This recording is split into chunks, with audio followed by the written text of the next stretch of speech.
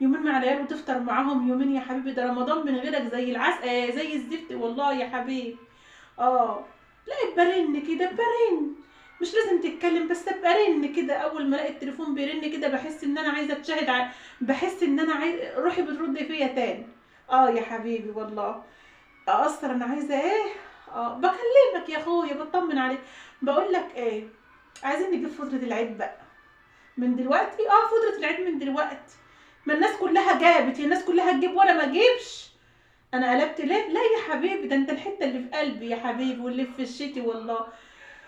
اقصر واجيب من الاخر، ما بقول لك اهو عايزين بقى نجيب فتره العيد، الناس كلها جابت يا حبيبي، كل سنه وانت طيب. انت لسه جايب فتره رمضان وشويه كده. طيب، وعايزين نجيب لبس العيد يا حبيبي، لبس العيد. انت عندك 5 4، عندك 5 6 عيال، مش هيكلفوك حاجه، هم 10,000 جنيه وخلاص. ربنا يسهل، ربنا يسهل. عايزين نجيب لحمه بقى للعيد، وعايزين نعمل كفته، وعايزين نعمل فراخ، كل سنه وانت طيب. وشوكولاته بقى وحلويات. نسيت اقول لك صحيح، عايزه اجدد الشقه مش عاجباني يا اخويا على العيد كده حبيبي، كل سنه وانت طيب، ربنا يخليك لنا يا رب، ما تحرمش منك ابدا.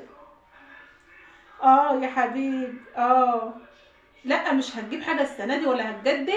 ليه يا راجل؟ ما الناس كلها جابت وانت لا. وانت مش المفروض راجل البيت؟ امال مين اللي يعمل؟ انا اللي اعمل؟ انت لسه جايب طلبات للمدرسه وطلبات لرمضان وكده ومعكش فلوس نفاط، ما انت دايما مقشفر يا عين امك يا حبيبي.